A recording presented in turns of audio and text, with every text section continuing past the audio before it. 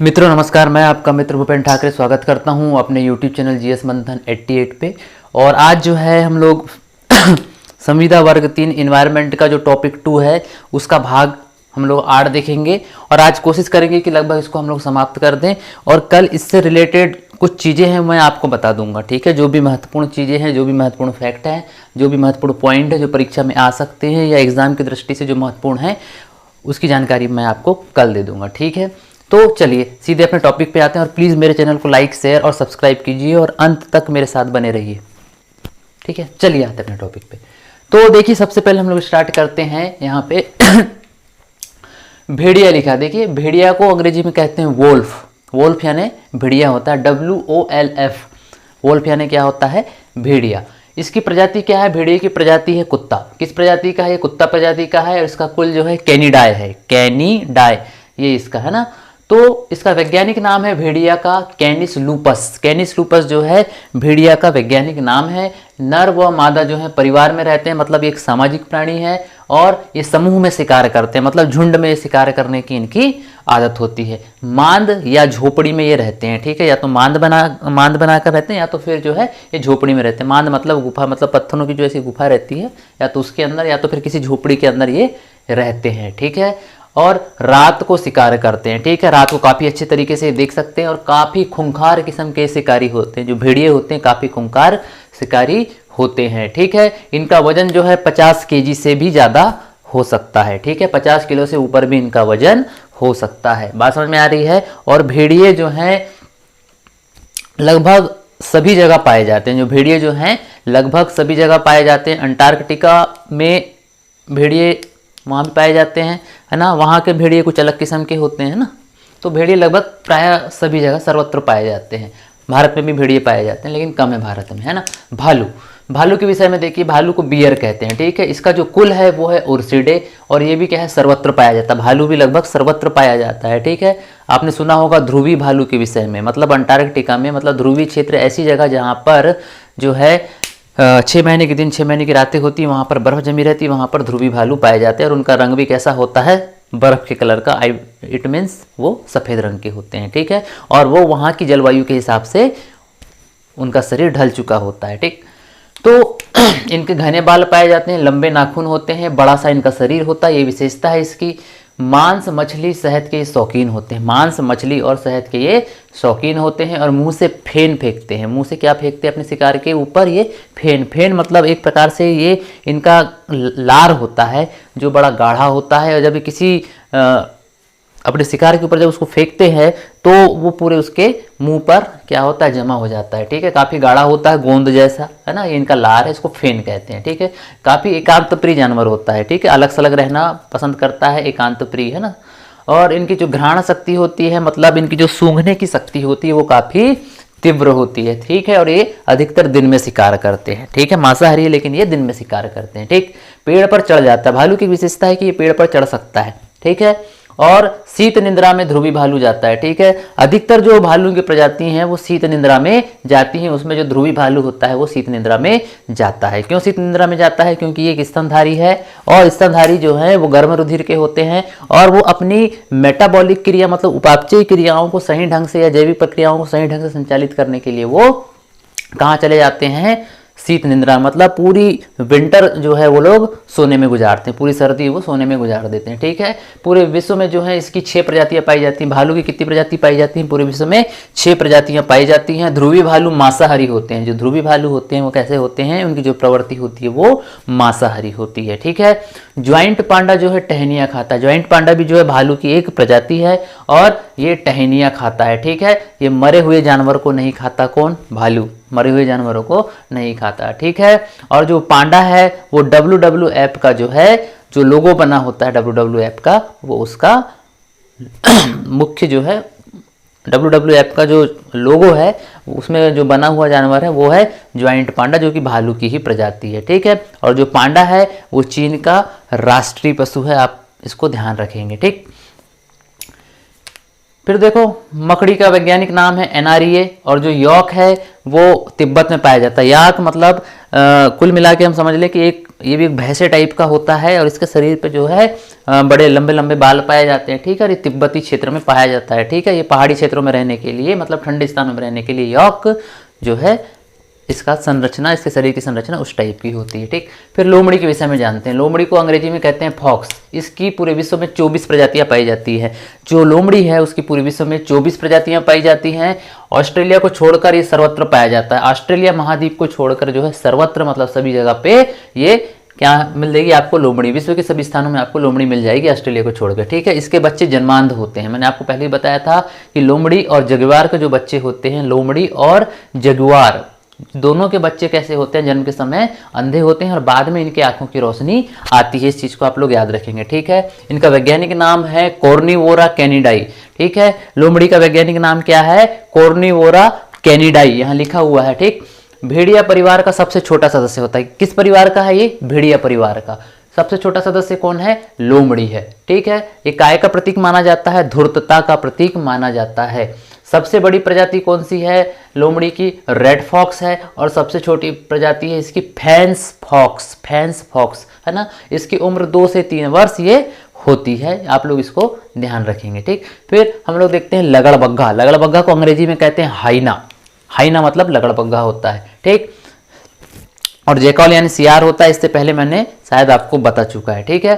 कुल इसका हाइनेड होता है लगड़बग्घा, इसका जो कुल है वो है हाइनेड और ये मांसाहारी स्तनधारी है, ठीक है। इसका प्राकृतिक आवास एशिया और अफ्रीका है, ठीक।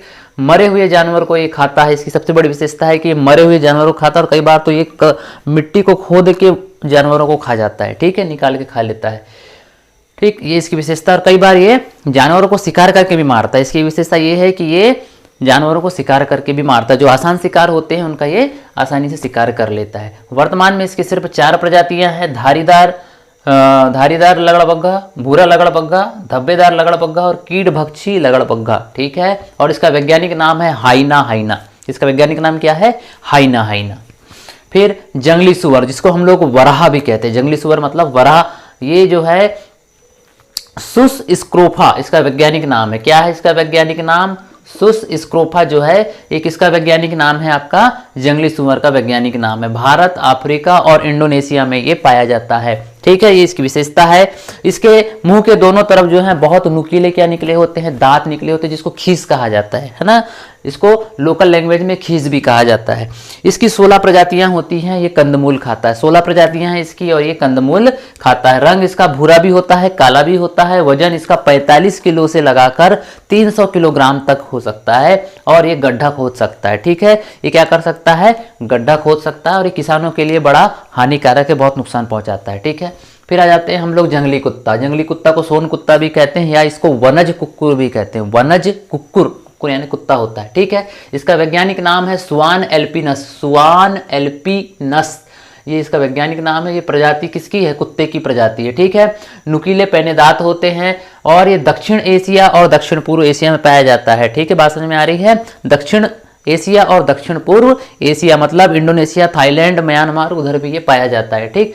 झुंड में रहता है और झुंड या फिर बड़े बड़े कुटुंबों में रहता, मतलब काफी बड़ा इनका परिवार होता है। एक प्रकार से सामाजिक प्राणी होते हैं। कुल इनका कैनेडी होता है। बड़े बड़े जानवरों पर ये हमला कर देते हैं, ठीक है। बड़े से बड़े जानवरों पर ये हमला करते हैं। शेर और बाघ जैसे जानवर भी इनको देखकर डरते हैं और इनकी मांस खाने की स्पीड सबसे तेज होती है। ये बड़े से बड़े जानवर, जो मरा हुआ जानवर है, अगर ये 8-10 की संख्या में अगर भिड़ गए उस पे खाने में तो थोड़ी देर में वो उसको खाकर चट भी कर देंगे, ठीक है। आपको वहां पर एक मांस का लोथड़ा भी नहीं मिलेगा, मतलब इतना इनकी खाने की स्पीड होती है। कछुआ, जिसको टर्टल्स भी कहते हैं, कछुआ मतलब टर्टल्स है ना। इसका जीवन काल होता है 300 वर्ष। सबसे ज्यादा पृथ्वी पर अगर कोई जीता है तो वो कछुआ ही है, ठीक है। प्राचीनतम विलुप्त प्रजाति है, ठीक है। वह प्राचीनतम भी है और विलुप्त होती प्रजाति भी है, ठीक है। लगातार जो है ये विलुप्त होते जा रहे हैं। प्राचीनतम इनको जीवाश्म भी कहते हैं, ठीक है। प्राचीनतम जीवाश्म किसको कहा जाता है, आपके कछुआ को ही कहा जाता है। इसका जो ऊपरी भाग है वो काफी कठोर होता है। इसने अपने शरीर की संरचना को इस टाइप से बना लिया है कि इसका जो खोल है वो काफी, इसकी जो सील है, जो कवच है वो काफी क्या होता है, कठोर होता है, ठीक है। और ये जब ऐसा लगता है कि दुश्मन इस पे हमला करने वाला है तो ये अपने सिर को जो है अंदर डाल लेता है और चुपचाप रहता है, ठीक है। जिससे इसकी शिकारी से क्या हो जाती है, रक्षा हो जाती है। फिर इसकी 32 प्रजातियां पाई जाती है। पूरे विश्व में जो है कछुओं की 32 प्रजाति पाई जाती है। इस पॉइंट को आप लोग याद रखना। ये एक प्रकार का शीत रक्त प्राणी है। कैसा रक्त प्राणी है ये? शीत रक्त प्राणी, क्योंकि सरीसृप है और सरीसृप क्या होते हैं? शीत रक्त वाले प्राणी होते हैं। मतलब ये गर्मी के दिन में निंद्रा में जाते हैं। ठीक, ये जमीन में जो है आधा किलोमीटर प्रति घंटे की स्पीड से चल भी सकते हैं, लेकिन इस समुद्र में काफी अच्छे तैराक होते हैं। लगभग इनकी स्पीड जो है वहां पर 80 से 85 किलोमीटर प्रति घंटे की स्पीड से ये तैर भी सकते हैं। भारत में ओलिव रिडले, मतलब भारत में कछुए की जो ओलिव रिडले प्रजाति पाई जाती है, गहीर माथा उड़ीसा में इसका संरक्षण किया जा रहा है। इस पॉइंट को बिल्कुल याद रखना, एग्जाम में आपसे बिल्कुल ये पूछ सकता है कि भारत में ओलिव रिडले प्रजाति का संरक्षण गहीर माथा में किया जा रहा है। ठीक है, फिर हम लोग देखते हैं मछली के विषय में। मछली को अंग्रेजी में फिश कहा जाता है ना। मछली एक जलचर जीव है, याद रखना। मछली कैसा है? एक जलचर जीव है जो अपने क्लोम या गिलफड़े की सहायता से क्या करता है? श्वास लेता है। और इसमें एक जोड़ी क्या पाए जाते हैं? पंख पाए जाते हैं। और इसकी शरीर की संरचना इस टाइप की होती है कि ये जल को चीरता हुआ आगे बढ़ता है। ठीक है, और ये मीठे पानी के स्रोतों और जो है समुद्रों में पाए जाते हैं। कहाँ पाए जाते हैं? जो मीठे पानी के स्रोत होते हैं वहां पर, या फिर ये समुद्रों में ये पाए जाते हैं। ठीक है, इनकी 28,500 प्रजातियां पाई जाती हैं, जो कि दूसरे प्राणियों की तुलना में बहुत ज्यादा प्रजातियां हैं। ठीक है, मछलियां की बहुत सारी प्रजातियां, कितनी प्रजातियां? 28,500 प्रजातियां पूरे विश्व में पाई जाती हैं। ठीक, स्टोन फिश जो है दुनिया की सबसे जहरीली जो है मछली कौन सी है? स्टोन फिश है। दिखती कैसी है? पत्थर टाइप की। जैसे ही आप इसको टच करोगे आपको ऐसा लगेगा कोई पत्थर है। जैसे इसको टच करोगे वो उसके बाद में वो जहर आपको चढ़ जाएगा और तुरंत आपकी मृत्यु हो जाएगी। इतनी ये जहरीली मछली है। और ये कहाँ पाई जाती है? जो मकर रेखा वाले क्षेत्र होते हैं, जब भी आप ग्लोब उठाएंगे तो उसमें देखना जो मकर रेखा वाले इलाके हैं उन क्षेत्रों में जो है आपको स्टोन फिश देखने को मिल जाएगी, वहां के जलीय क्षेत्रों में। ठीक, टारपीडो जो है, टारपीडो को इलेक्ट्रिक रे भी कहते हैं या इलेक्ट्रिक ईल भी कहते हैं, क्योंकि ये अपने में से करंट उत्पन्न करती है। बात समझ में आ रही है? झींगा मछली नहीं है, इस चीज को याद रख लेना। व्हेल मछली नहीं है, और आपकी डॉल्फिन, ये तीनों की तीनों मछली नहीं है। और स्टार फिश भी मछली नहीं है। ठीक, आ जाओ अब अगला देखते हैं। बिच्छू। बिच्छू को कहते हैं स्कॉर्पियन। बिच्छू को क्या कहते हैं? स्कॉर्पियन कहते हैं। स्कॉर्पियंस इसका वैज्ञानिक नाम है। स्कॉर्पियन इसको अंग्रेजी में कहते हैं और स्कॉर्पियंस इसका जो है वैज्ञानिक नाम है। विश्व में जो है बिच्छू की 200 प्रजातियां पाई जाती हैं। और इसका संघ क्या है? आर्थ्रोपोडा। आर्थ्रोपोडा मतलब जिसके पैरों में क्या होते हैं? जगह जगह पर क्या पाए जाते हैं? जोड़ पाए जाते हैं, तो वो आर्थ्रोपोडा श्रेणी में आते हैं। ठीक है, अंटार्कटिका और अफ्रीका में ये नहीं पाए जाते। बिच्छू कहाँ पाए जाते हैं? मतलब कहाँ नहीं पाए जाते? अंटार्कटिका और अफ्रीका में नहीं पाए जाते। इनके डंक में जो है क्लोरोटॉक्सिन पाया जाता है। क्या पाया जाता है? क्लोरोटॉक्सिन पाया जाता है। बिच्छू का जो जहर होता है वो उसके डंक में होता है। बिच्छू के डंक को तोड़ दो, बिच्छू कोई काम का नहीं है। ठीक है, और मतलब अगर आपसे पूछा जाए कि बिच्छू के डंक में कौन सा अम्ल पाया जाता है तो आप बोलेंगे फार्मिक अम्ल पाया जाता है। कौन सा अम्ल पाया जाता है? फार्मिक अम्ल पाया जाता है। यह निशाचरी प्राणी होता है, मतलब रात को अपने शिकार पर निकलता है। ठीक है, अधिकतर आपको बिच्छू कब दिखेंगे? रात के समय देखने को मिलेंगे। ठीक है, और इसकी एक विशेषता यह है कि जब नर और मादा सहवास करते हैं तो सहवास के पश्चात जो मादा है वो नर को मारकर घायल करती है और उसको मारने के बाद उसको क्या करती? खा जाती है। ठीक है, जिससे इसके पेट में पल रहे बच्चों को क्या मिलता है? पोषण मिलता है। और उसके बाद क्या काम करते हैं? इसके जो मादा बिच्छू है उसके पेट में पलने वाले बच्चे मादा के पूरे पेट को खा खा कर क्या कर देते हैं? एकदम खोखला कर देते हैं। और जब बच्चे बाहर आते हैं तो वो कहाँ आ जाते हैं? माँ की पीठ के ऊपर आते हैं और माँ इनको किसी सुरक्षित स्थान पर ले जाकर छोड़ देती है और बाद में माँ की मृत्यु हो जाती है, मतलब मादा की मृत्यु हो जाती है। ये इसकी विशेषता है। ठीक है, दुनिया में जो सबसे महंगा जहर जो है, सबसे महंगा जहर जो है वो किसका है? वो है बिच्छू का। यानी कोबरा से भी जो महंगा जहर बिकता है वो है किसका? बिच्छू का। 75,000 करोड़ रुपए प्रति लीटर के हिसाब से इसका जहर बिकता है। इतना महंगा इसका जहर है, याद रखिए, है ना। बिच्छू पर अगर आप शराब डालोगे तो बिच्छू पागल हो जाता है और पागल होने के बाद वो खुद का डंक अपने आप को मारने लगता है। ठीक है, खुद ही अपने आप को काटता है और वो धीरे धीरे करके फिर वो मर जाता है। ठीक, सारस। सारस को कहते हैं स्वान। स्वान मतलब सारस। ये एक जलीय प्राणी है, प्रेम व पवित्रता का प्रतीक माना जाता है। विश्व में इसकी 7 प्रजातियां पाई जाती है। सारस की कितनी प्रजातियां पाई जाती है? 7। और ये सर्वत्र पाया जाता है, पूरी दुनिया में आपको सारस देखने को मिल जाएंगे। ठीक है, लंबी गर्दन होती है, गुलाबी या कत्थई कलर की इनकी चोंच होती है और सर्वाहारी वर्ग के अंतर्गत ये आते हैं। ठीक है, विलुप्त प्राय प्रजाति है। कैसी प्रजाति है ये? विलुप्त प्राय प्रजाति। सारस और हंस दोनों ही हमको देखने को नहीं मिलते। सॉरी, मैं यहाँ आपको हंस के बारे में बता रहा था। ठीक है, यहाँ देखिए सारस लिखा गया है गलती से, है ना। हंस के विषय में बता रहा था। हंस मतलब श्वान होता है, जलीय प्राणी है, प्रेम व पवित्रता का प्रतीक होता है। विश्व में इसकी 7 प्रजातियां होती है और सर्वत्र पाया जाता है। लंबी गर्दन, गुलाबी और ये कत्थई कलर की इसकी चोंच होती है, सर्वाहारी होता है, विलुप्त प्राय प्राणी। मतलब हंस भी कह लो या फिर जो सारस है, सारस को क्रेन कहते हैं। सारस के विषय में आपको बता चुका हूं मैं। ठीक है, तो सारस जो है सबसे उड़ने वाला विशाल पक्षी, जो कौन है? वो है आपका सारस, है ना।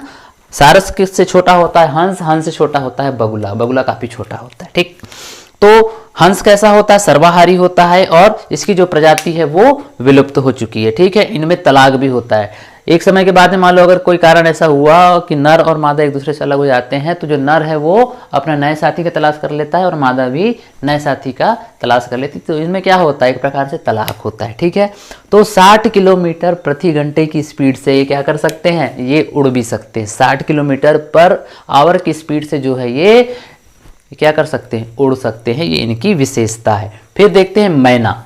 ठीक है, मैना को अंग्रेजी में भी मैना ही कहा जाता है, क्योंकि मुझे इसका कहीं अंग्रेजी वर्ड कहीं नहीं मिला। ठीक है, अगर आपको मिल जाए तो मेरे को कमेंट कर देना। ठीक है, मैना को मैना ही कहा जाता है ना। भारतीय पक्षी है, मूल रूप से ये भारत में ही पाया जाता है। जो मैना है मूल रूप से भारत में पाया जाता है और भारत में इसकी 7 प्रजातियां हैं। ठीक है, तो कौन कौन सी प्रजाति हैं? देसी मैना, पहाड़ी मैना, धूसर मैना, तटीय मैना, जंगली मैना और पाइड मैना। कितनी मैना हो गई यहाँ पर? मैना की कितनी प्रजाति हो गई? 7 प्रजाति, है ना। और ये सारी की सारी प्रजाति हमारे भारत में ही पाई जाती है। सर्वाधिक कौन सी मैना मिलती है? देसी मैना मिलती है और पहाड़ी मैना आकार में सबसे बड़ी होती है, याद रखना। और जो पहाड़ी मैना होती है, पहाड़ी मैना छत्तीसगढ़ का राजकीय पक्षी है। वो बस्तर के पहाड़ों में पाई जाती है, इसलिए इसको पहाड़ी मैना भी कहते हैं। और पहाड़ी मैना जो है बोलने वाली, इंसानों की तरह ये है, बोलने वाली ये पक्षी है। ठीक है, तोते के बाद जो है कौन ऐसा पक्षी जो बोल सकता है इंसान की आवाज़? तो वो है पहाड़ी मैना। और पहाड़ी मैना तेजी से विलुप्त होती जा रही है। ठीक है, तो जो और एक बात यह है कि इंसानों की आवाज़ तोते से ज़्यादा बेहतर मैना निकालती है। ठीक है, आप तोते को एक बार पहचान सकते हो कि तोता बोल रहा है, लेकिन जब मैना बोलेगी तो आप पहचान नहीं सकते कि ये इंसान बात कर रहा है कि फिर मैना बात कर रही है। ठीक है, इतना क्लियर इनका वो होता है। ठीक है, इनका जो रंग होता है वो मटमैला होता है। इनकी जो चोंच होती है वो पीली होती है। सर, गर्दन और पूंछ का जो रंग होता है वो काला होता है। ये इनकी विशेषता है। ठीक है, इनकी बहुत सी प्रजातियां जो हैं विलुप्ति की ओर है। मुख्य रूप से पहाड़ी मैना जो है ना, पहाड़ी मैना जो है छत्तीसगढ़ का राजकीय पक्षी भी है। ठीक, और बड़ी तेजी से ये विलुप्त होता जा रहा है ना। और इसका संरक्षण भी अब किया जा रहा है। बारहसिंगा, बारहसिंगा को कहते हैं स्वान बियर। क्या कहते हैं इसको? स्वान बियर कहते हैं। ये हिरण या मृग प्रजाति का है। ठीक है, किस प्रजाति का है? ये हिरण और मृग प्रजाति का है बारहसिंगा। ठीक है, इसके जो सिंग है, सिंग से फिर 12 शाखाएं निकलती है, इसलिए इसको बारहसिंगा कहते हैं। ठीक है, उत्तरी भारत और मध्य भारत में पाया जाता है। नेपाल में भी ये पाया जाता है, मतलब हिमालय की जो तराई होती है ना, जो नेपाल का भाग है वहां पर भी ये पाया जाता है। इसको दलदल का मृग भी कहते हैं। क्या कहते हैं? अगर आपसे पूछा जाए कि दलदल का मृग किसको कहते हैं, तो बारहसिंगा को कहते हैं, है ना। कान्हा किसली में इसकी ब्रेडरी प्रजाति पाई जाती है। पूरे विश्व में जो बारहसिंगा की जो ब्रेडरी प्रजाति है वो कान्हा किसली राष्ट्रीय उद्यान मंडला मध्य प्रदेश में पाई जाती है। ठीक है, इसका वैज्ञानिक नाम है रुसवर्स डुआऊ शैली। रुसवर्स डुआऊ शैली ये इसका वैज्ञानिक नाम है। और 1981 में ये मध्य प्रदेश का राजकीय पशु घोषित किया गया। ठीक है, अगर आपसे पूछा जाए कि मध्य प्रदेश का राजकीय पशु कौन है, तो वो है बारहसिंगा। ठीक है, और भारत में इसकी मुख्य रूप से 3 प्रजातियां पाई जाती हैं। ये इतना। ठीक, इसके अलावा लगभग मैंने आपको सारी चीज़ें बता दी हैं। बस आपका काम है कि आप इसको ईमानदारी से पढ़ लीजिए, है ना। अब कुछ बची कुछ चीज़ें हैं वो हम लोग कल देख लेंगे और ये टॉपिक को समाप्त कर देंगे। ठीक है, कोशिश करेंगे कि कल हमारा टॉपिक समाप्त हो जाए और हम जंप कर जाएं किसी नए टॉपिक की ओर। ठीक है, तो आज के लिए सिर्फ इतना ही रखते हैं। और आप मेरे वीडियो को प्लीज़ लाइक, शेयर और सब्सक्राइब करें और कमेंट जरूर करें। जय श्री राम।